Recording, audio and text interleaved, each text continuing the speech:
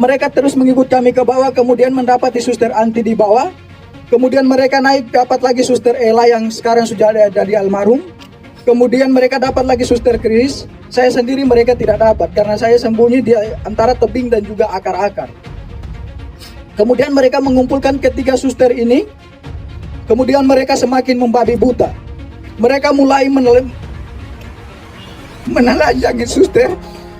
Mereka mulai menelanjangi suster. Kejadian semakin brutal karena jumlah mereka semakin banyak. Akhirnya suster-suster ini tidak berdaya lagi. Mereka semakin lemah, akhirnya mereka pingsan. Dalam keadaan pingsan mereka dipikir bahwa mereka sudah meninggal, sehingga terpaksa mereka didorong lagi ke dalam jurang yang lebih dalam. Kedalaman jurang itu sekitar 300 sampai 400 meter. Mengerikan, aksi keji KKB di Papua. Tendang nakes ke jurang, lalu telanjangi dan lecehkan hingga tewas.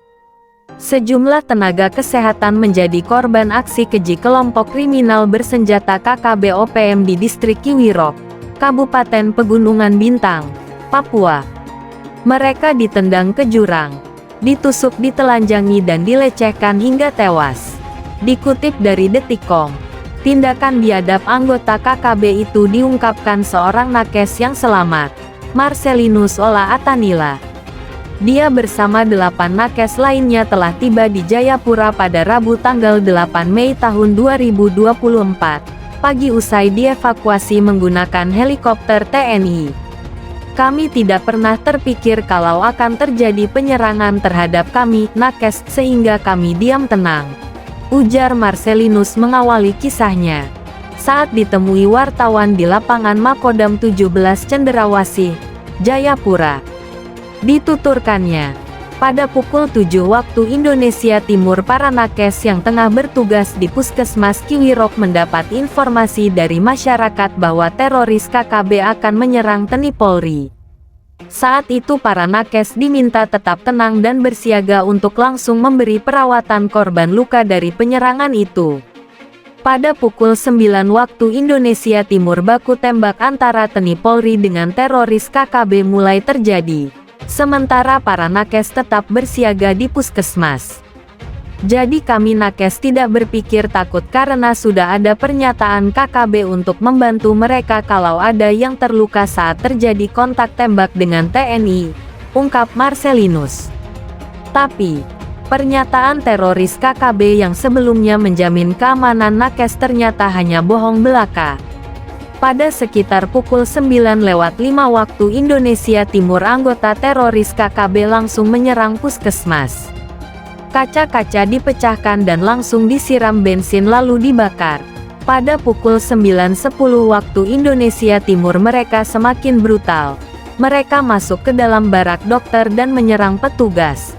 Sehingga para nakes memilih keluar dari barak dokter secara kocar-kacir, ungkap Marcelinus. Melihat para nakes melarikan diri dari puskesmas yang terbakar, anggota teroris KKB langsung mengejar mereka. Nakes Lukas bersama Suster Siti, Dokter Geral lari ke arah Mado lalu dihadang teroris KKB dan dipukuli dengan balok kemudian digiring ke jurang dan ditendang jatuh ke jurang, imbuhnya. Sementara itu, Marcelinus bersama 3 rekan wanitanya yang juga nakes berlari dari puskesmas menuju rumah warga. Namun teroris KKB yang memegang senjata semakin dekat dengan mereka. Akhirnya kami lari ke belakang rumah warga tetapi terdapat jurang yang cukup terjal dengan kedalaman 500 meter. Saya mengajak ketiga suster untuk melompat ke jurang dan saya lebih dulu melompat. Kemudian disusul 3 suster, kata Marcelinus. Marcelinus bersama 3 nakes wanita lainnya awalnya sudah merasa aman saat berada di dalam jurang. Namun ternyata para teroris KKB tetap mengejar mereka dengan langsung turun ke dalam jurang. Ternyata mereka mengejar kami ke bawah.